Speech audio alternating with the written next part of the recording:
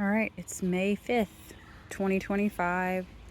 I've already forgotten what some things are, so hopefully the tags are still there, but I can already tell that some peppers don't have their tags. So, doing this so that I am not discouraged next year when it's May and I don't already have tomatoes and cucumbers and things. So, I know over on this side, I did do sugar snap peas, and the fact that they're still going means, okay, yeah, like, that's probably why I don't have cucumbers. On these, the cucumbers, let's see if this is the right one. Yeah, these are silver slicers. So I have 2 of them on this side of the arch, and then on that side, it could be more silver slicers. I tried Armenian yardlong, and the roly-polies took it out, so I don't think I'm gonna have any Armenian yardlong this year. So we'll see what those are. I think that's the only kind that I started that would vine, but we'll find out. Over there in the corner that will hopefully survive is the only cucuzzi squash that I had come up from seed. Don't know why it's so hard to grow. We'll see if I get any and I can save seeds from it, and if not, I'm probably done trying with that one. These are peppers that do not have a tag, and I'm not sure why. I would guess that they are something not hot, maybe bell peppers, purple beauty, but we'll find out. White scallop bush squash, the white patty pan squash. I had it under here last year, and it didn't do super well, so I moved it a little bit out so maybe it would get more sun or less water would pool or something, but we'll see. Over on this side of the same arch, I have the snake beans. They're not doing a whole lot. Or not the snake beans, the noodle beans. I do have a couple more of those up front, so I might just bring them back here and plant like 4 of them on this trellis and see, maybe on both sides. That is a zucchini, I'm pretty sure, because I had so many come up on my like 4th round of starting seeds. These are definitely bell peppers because I can see the tag there. So that's probably what is on the other side, because I try to keep the hot ones separate. And then this is a pickle bush cucumber. So another cucumber here, up here in the front beds that are more shady. We'll see which ones do well and which ones we like. This is the onions and shallots that I got from Janice, and I went ahead and planted in some Amish paste tomatoes because I figured I could pull the onions when they were ready and they wouldn't compete too bad. We'll see. Hopefully it doesn't make them very sick, but I do have more Amish paste somewhere. These are some of my hot peppers. So fish hot pepper, sugar rush peach peppers, which are probably my new favorite because of how good the hot sauce is that they make. And then Craig's Grande jalapeno. So this will be hot peppers, and I've got more to put in here. Just haven't brought them back yet. This is my herb spot, but also has potatoes in it because I had potatoes in there once. So I've got cinnamon basil, lime basil, more lime basil, and then mammoth basil. And I could probably stick one more thing in here, but I'm hoping maybe it just gets bushy.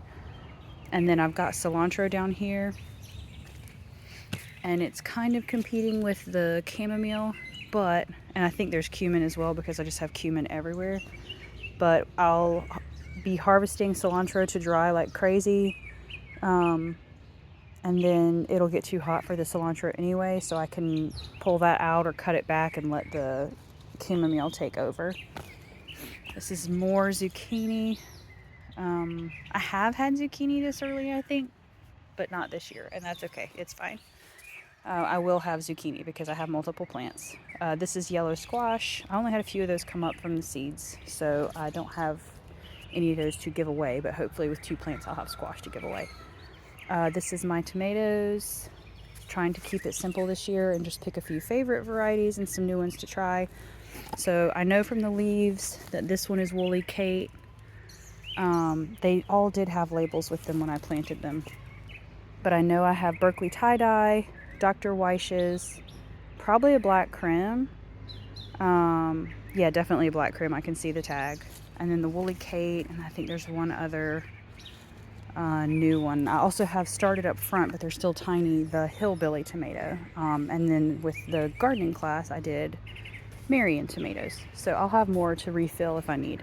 In this bed over here, it's kind of a neglect bed, because this is the one that chickens get in and scratch around in and stuff, and so it's got all this red shiso in it because this is just a weed at this point, and I need to look up how to use it because everything says it's a powerful medicinal. And I've even got a herb book that has it on the cover, but it's not in the book anywhere, which is confusing. So under that is okra. So I have one okra that came up and did okay. I've struggled with okra every year. Hopefully I can get back in the swing. That is the stevia. That is now a perennial and comes back every year. And then down here, one of these is a honey nut squash. Yeah, there you go. Still got the one with the rounder leaves is a honey nut squash. And then this pointier guy that looks like a zucchini is the zucchino rampicante, the crazy one that did so well last year. And then just to add insult to injury, I threw another zucchino rampicante into the end of Gabe's bed. Because I've got the trellising here for it, so it can kind of go ham and maybe add some shade for when it gets real hot this summer. Gabe, for his bed, wanted basil. So he's got lime basil and mammoth basil back there. He really wanted zinnias and then tomatoes. So I gave him all of my Brad's Atomic Grape tomatoes because they're good and they're fun to grow. And you know, if it's something that's pretty and fun to grow, kids will be more likely to care and try. So he also wanted okra. So that's what he's got: okra, tomatoes, basil, and zinnias. That's what he drew in his little garden plan. And then the onions and shallots, again, from Janice. That actually, these just got thrown in here as the bottom layer with like compost. And now they're happy. So contender bush beans. Again, I've had beans this early as well. And I don't know. Every year just does what it wants to do. So right now, not harvesting any kind of fruit off the annual garden back here. Lots of things up in the front off the fruit trees and things. But this is the python snake bean. I have grown this before. I love the way the foliage smells, and none of them, they break very easily, I found. It didn't produce a ton, and I was expecting it to produce a lot more, so I didn't save seeds from the first couple ones. I should have left it on there to go to seed. Now I know I will just use it for seed, because in a packet you get like 5 seeds and like 1 or 2 come up. So this will be my seed saving year. The foliage smells like frosted flakes to me. I've not ever gotten to eat the bean because, again, they break off the plant. So I've got to take better care of them. So what's coming up that's red is the Hopi red dye amaranth. That's now also just kind of a weed in my yard, but it is edible as spinach and edible as a grain. And so I've been digging up these because they're so good and established, and moving them around places that I would like to have amaranth. Down here is a Kajari melon. I am going to try them again because I just can't give up on them. And I struggle with melons every year. So I'm not expecting much, but it's in there. I've got a couple more. I might have planted one at the community garden. And we'll see if I get any. Celery. I was trying to do celery while it was cool. And, that's as far as it's gotten. So, and then that's either collards or broccoli. I was trying to do some cold weather things to use my space, but then it got hot. Just got a dwarf pear tree for back here. My grandma had a pear tree with strawberries under it in her backyard at the end of her garden, like behind her barn, her metal barn that was like this. So I found this on clearance for $8 at the grocery store. And since it's a dwarf, I figure maybe I can keep it under control. And I've got strawberries I need to thin out from up front. So maybe I can fill in this space with some strawberries around it and have for my kids what my grandma had in her yard for me when I was a kid. Things are starting to like really fill in. Like the rose is psychotically happy. This is pokeweed. And this one I was just so impressed with how big it was. Which means it'll be really beautiful back here actually when it blooms and then has the berries. Yeah, I think it'll be really pretty. Birds like it, and actually all parts of it are medicinal. So I'm happy to have some that can kind of come back every year and I can use. So elderberry, that is because I was feeding elderberry to my chickens when their coop was back here. I might grow to regret that. because elderberry gets gigantic. So we'll see. Lots of feverfew mixed in because that's been really helpful, and it's reseeding now. So I'm envisioning all these things filling in and reseeding, and this just being a lovely border for this spot back here. There is a little tomato that's new that wasn't here yesterday, so he volunteered, and you know, maybe I'll probably leave him there. I like volunteers. So yeah, let's see. My rhubarb is still alive. It came back again this year, so that's exciting. Big feverfew. This is the sprouts I have coming up everywhere. This is what overwintered and just sat right here, and now it's huge. More chamomile. I have self-heal and skullcap over here, plus a raspberry sprout that I moved. That's a grapevine. That's the Concord grapevine, so it's kind of, you know, he's taking his time. It's fine. Carrots from over the winter. I doubt they've done anything. They are the thumb ones, the ones that are short. So that's why I put them in this stacky planter that's kind of short.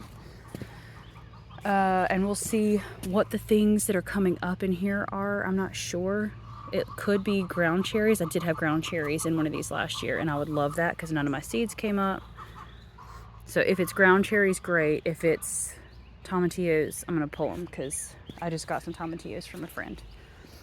Blackberries, the thornless blackberries that we like so much that every time I prune them, I just stick a stick in the ground and it roots there.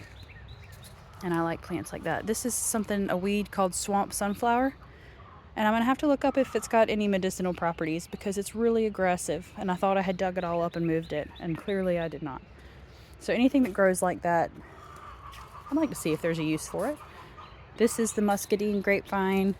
The leaves are huge this year. And I was just listening to a Doc Jones talk, and he mentioned in passing grape leaves being such a powerful medicinal thing for something. And I have to go back and find the talk because I've obviously got a lot of them. But I do have grapes on here.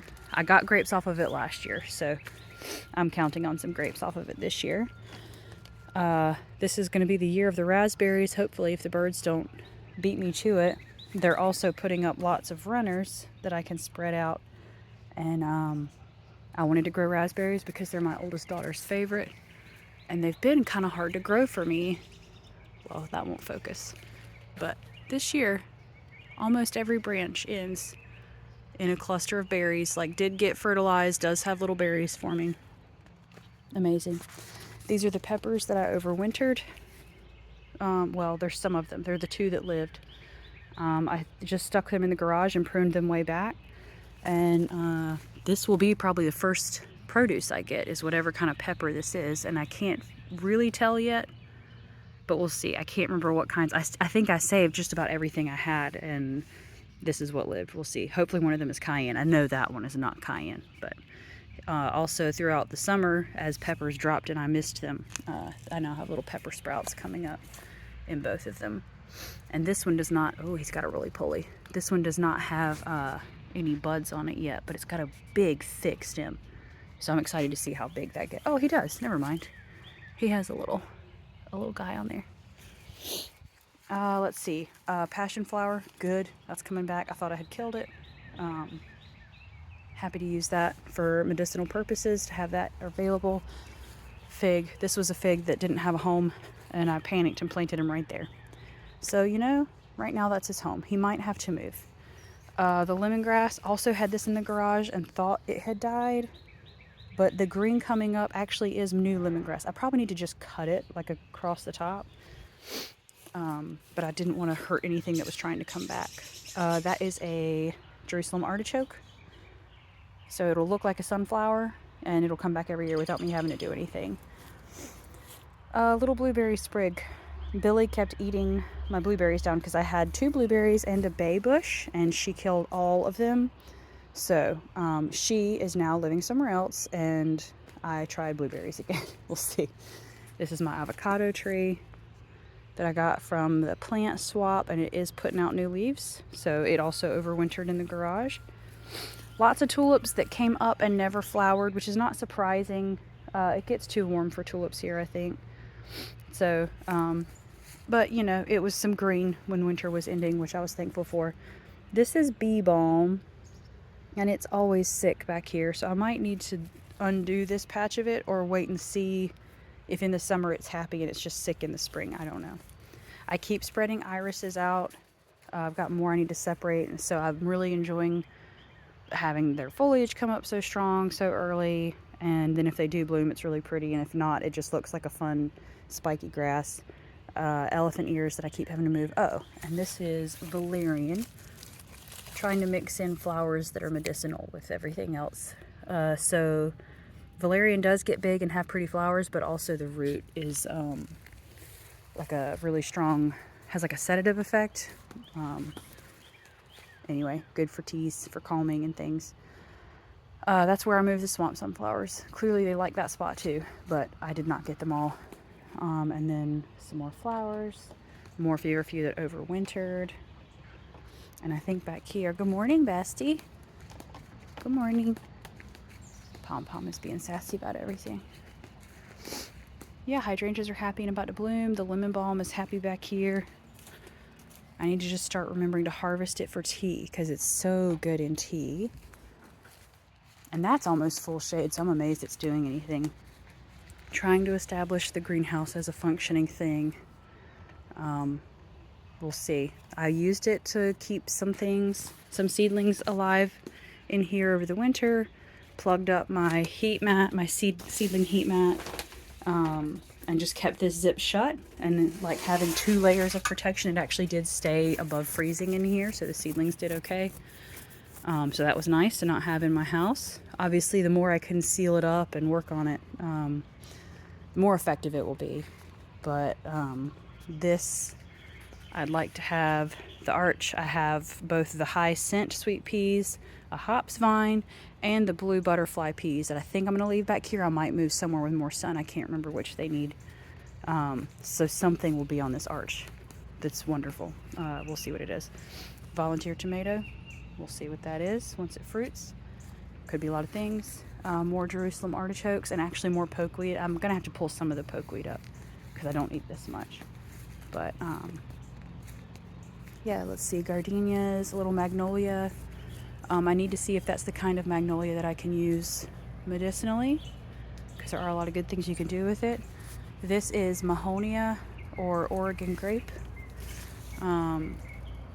My son picked it out at a plant sale, and it actually, the roots of Oregon grape are a good antibiotic. So that's good to know, good to have on hand. More sunchokes, because why not? And then all of this is goldenrod. I'm not going to go through the gate. All this is goldenrod. All that is elderberry. And then on the archway is hops and the fall gold raspberries. We'll see if we get any of those this year. This was a eucalyptus tree, and it may or may not be dead. It's hard to know. I don't know if the winter was too harsh or if it got too wet or too dry. But I can't tell if it's putting out anything new. So I might just harvest what's up there and then be done with it. I have another one that I planted in the front in what I think will be a better spot for it. So lots of elderberry spreading all around. So yeah, that's the backyard as of May 2025. Lots of things happening. Nothing making food yet back here really, but it's coming.